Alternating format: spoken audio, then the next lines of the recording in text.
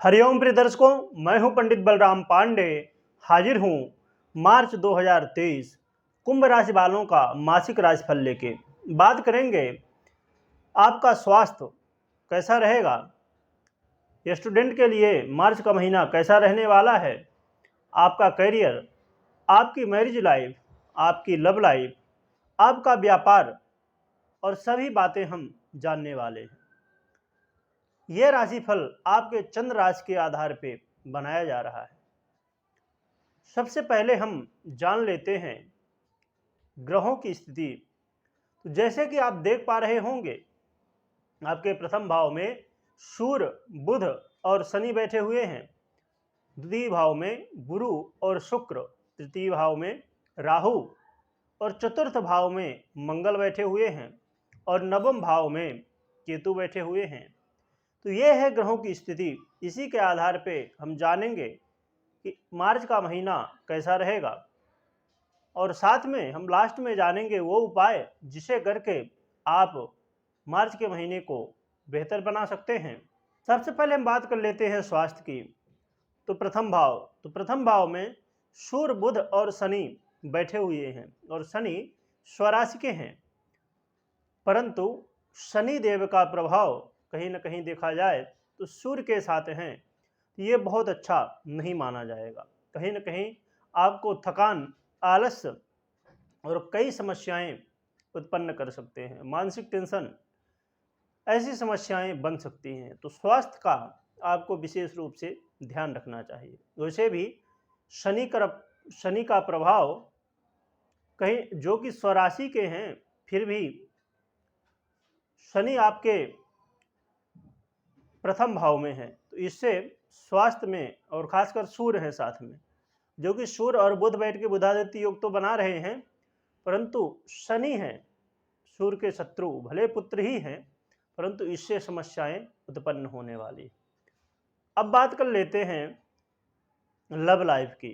तो पंचम भाव में बुध ग्रह की राशि है और बुध सूर्य के साथ ही प्रथम भाव में बैठे हुए हैं, परंतु 16 मार्च को वो परिवर्तन करके और द्वितीय भाव में आएंगे।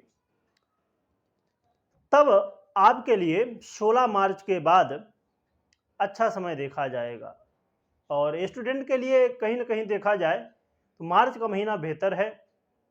मार्च के महीने में बहुत ज़्यादा समस्या नहीं है, परंतु 16 मार्च के बाद और भी अच्छी स्थिति बनेगी और आपको अच्छे रिजल्ट देखने को मिलेंगे। पढ़ाई में मन लगने वाला है और आपकी बुद्धि बहुत तीव्र तरीके से काम करेगी, जिससे सभी लोग हैरान रह जाएंगे। परंतु आपको मानसिक टेंशन से भी बचना होगा।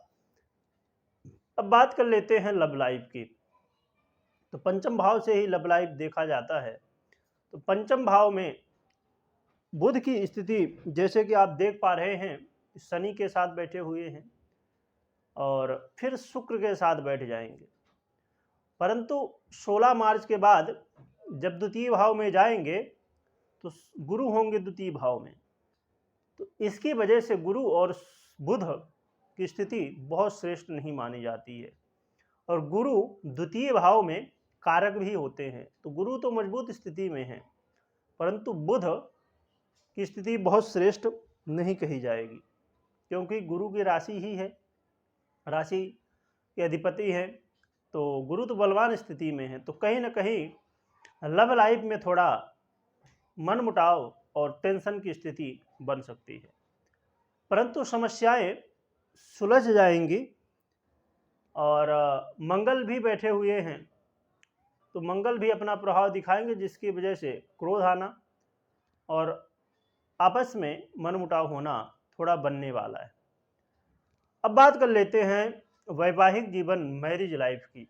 तो मैरिज लाइफ के हिसाब से देखा जाए तो सूर्य अपनी ही राशि को देख रहे हैं, तो मैरिज लाइफ को बेहतर बनाएंगे। परंतु जैसे ही 16 मार्च से सूर्य आपके राशि परिवर्तन करके द्वितीय भाव में चले जाएंगे, तब थोड़ा आपको ध्यान रखना होगा, क्योंकि शनि की दृष्टि होगी यहाँ पर। तब थोड़ा आपस में छोटी छोटी बातों को लेके, व्यर्थ की बातों को लेके मनमुटाव और विवाद की स्थिति बनने वाली है। तो 16 मार्च के बाद थोड़ा आपको सावधानी बरतनी होगी। अब बात कर लेते हैं करियर की। तो करियर की बात करें तो मंगल है आपके अधिपति, और मंगल खुद ही बैठे हुए हैं चतुर्थ भाव में, और चतुर्थ भाव में बैठ के दृष्टि डाल रहे हैं। तो करियर के क्षेत्र में कहा जाए तो बहुत अच्छा रिजल्ट आपको देखने को मिलने वाला है। आप बहुत मेहनत के साथ और ऊर्जा के साथ हर कार्य को करने वाले हैं। परंतु मंगल भी 13 मार्च को परिवर्तन करके पंचम भाव में चले जाएंगे, तो भी बेहतर ही रहेगी स्थिति। तो करियर के हिसाब से देखा जाए तो मार्च का महीना आपके लिए बेहतर सिद्ध होने वाला है। और व्यापारियों की बात करें तो व्यापारियों के लिए अभी समय थोड़ा अनुकूल रहेगा, परंतु थोड़ा आपको सावधानी भी रखनी होगी। शनि देव की दृष्टि है तो कहीं ना कहीं वो नुकसान पहुंचाने वाले हैं, तो सावधान थोड़ा रहना होगा। जो कि विधादित्य योग है उसका प्रभाव भी बनने वाला है, और शुक्र अपनी उच्च राशि के होके बैठे हुए हैं द्वितीय भाव में। ये भी धन का भाव ही माना जाता है, परंतु ये स्थायी धन का भाव है, तो उससे भी कुछ आपको लाभ होगा। फिर भी सावधानी बरतना बेहद जरूरी होगा। अपने वाणी में कंट्रोल रखना और आलस्य से खासकर बचना। आलस्य होना, शरीर में दर्द आदि होना, मानसिक टेंशन होना, छोटी छोटी बातों को लेके, बेवजह की बातों को लेके ये स्थितियां पैदा होने वाली हैं। वैसे भी आपकी इसमें सबसे महत्वपूर्ण बात यह होती है कि आपके कुंडली में जो जन्म कुंडली है उसकी ग्रह की स्थिति क्या है। ये तो गोचर का राशिफल होता है, परंतु बहुत महत्वपूर्ण होता है, क्योंकि आपकी ग्रह की स्थिति क्या है आपकी कुंडली में ये तो मुझे नहीं पता। तो आपको ये सब देखने के बाद कि आपकी कुंडली में किसकी महादशा चल रही है, किसकी अंतरदशा चल रही है, आपके ग्रहों की स्थिति क्या है। अब यदि ऐसी ही स्थिति हुई कुंडली में तो फिर ये आपको सेम रिजल्ट मिलने वाला है। परंतु यदि ग्रह स्थिति मजबूत हुई, अच्छी हुई, अब जैसे शनि देव की स्थिति बेहतर हो है आपकी कुंडली में, तो शनि देव का प्रभाव अच्छा हो जाएगा। तो ये सब चीज़ें आपको देखने के बाद निर्णय लेना चाहिए। अब बात कर लेते हैं उपाय की। उपाय आपको हनुमान जी की शरण छोड़ना नहीं है, आपको पता ही है। आपने बहुत सारे राशिफल, साढ़े साती, ढैया और बहुत सारे वार्षिक राशिफल आपने देखा ही होगा।